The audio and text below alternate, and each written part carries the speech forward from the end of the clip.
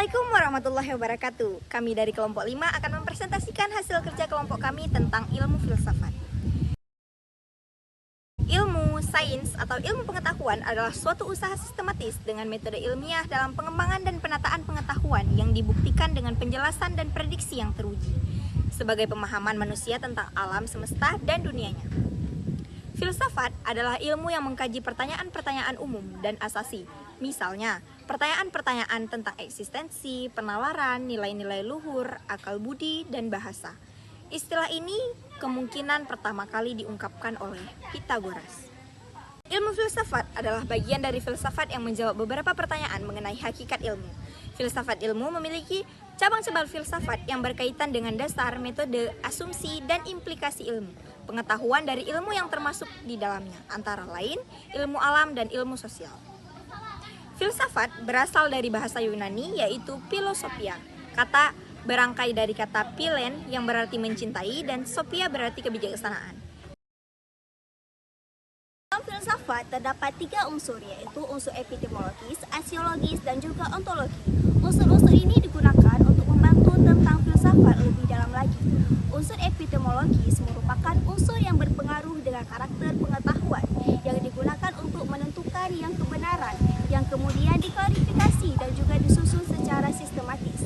Lalu, unsur aksiologi adalah unsur yang digunakan untuk menjawab pertanyaan ilmu pengetahuan yang berkaitan dengan manfaat pengetahuan, kaidah moral, dan untuk menentukan objek kajian moral tersebut.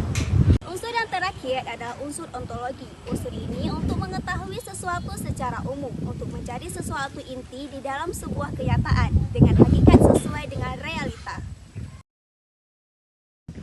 Fungsi filsafat.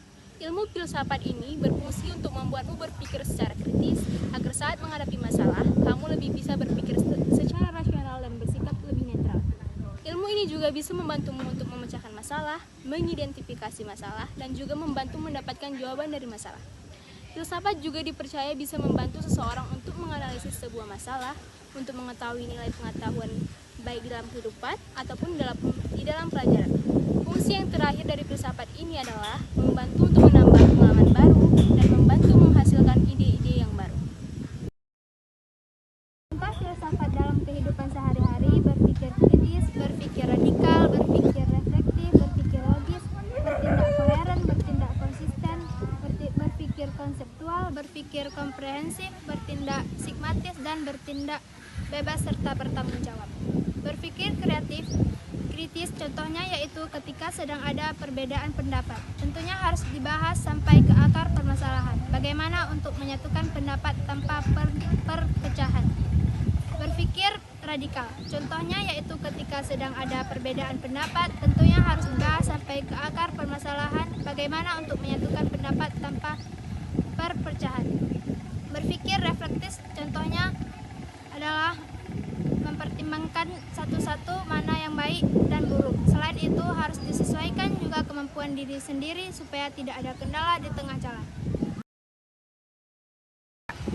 Kecerdasan emosional adalah kemampuan untuk mengenali serta mengelola emosi atau perasaan baik diri sendiri maupun orang lain. Kecerdasan emosional juga bisa dilatih dan dikembangkan terus-menerus. Berikut ini adalah contoh kecerdasan emosional, yaitu 1. Mampu mengenali perasaan diri, 2. Mampu membaca perasaan orang lain, 3. Mengetahui kekuatan dan kelemahan diri, 4. Mudah terpengaruh.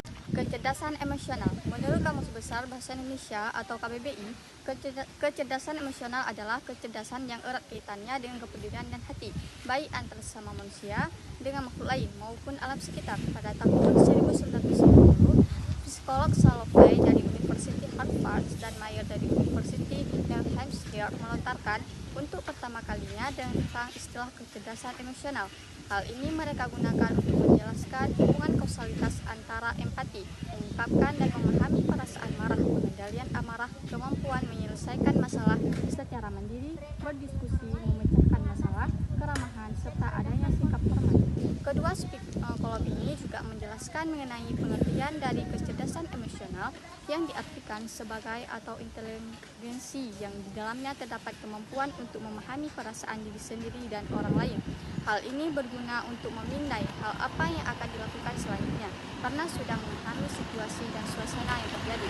Kecerdasan Kecerdasan intelektual adalah istilah yang digunakan untuk menjelaskan kemampuan dasar, seperti kemampuan menalar, merencanakan, dan memecahkan masalah.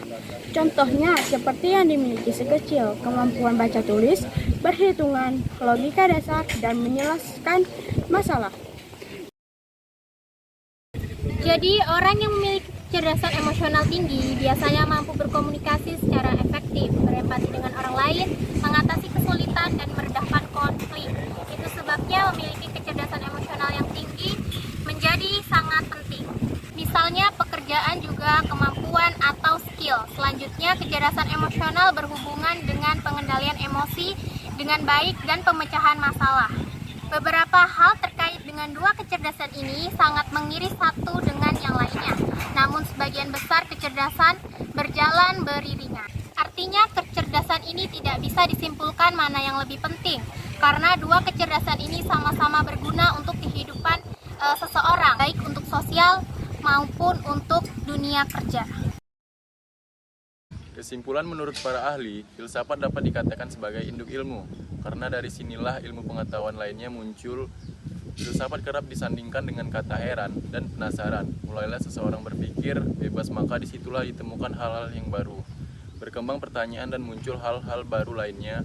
Hasilnya muncul ilmu pengetahuan baru lainnya. Sangat penting mempelajari ilmu filsafat, karena dari sinilah kita mulai berpikir dari suatu titik dasar, pikiran murni, logika, dan pertanyaan paling sederhana.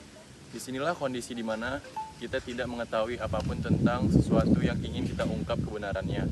Dan ilmu filsafat juga merupakan upaya penjelasan dan penelaahan mendalam hal-hal yang berkaitan dengan ilmu. Masing-masing kecerdasan memberikan peran yang berbeda-beda. Sarannya, sudah selayaknya kita mengoptimalkan akal ini untuk berpikir. Jangan sampai kita terus memanja akal ini dengan berpikir hal-hal yang mudah. Sesekali marilah kita belajar filsafat agar hidup berkembang dan berpikir secara mendalam. Ingatlah perkataan Ki Hajar Abdul Rahman bahwa seseorang pahlawan itu adalah orang yang berpikir secara dalam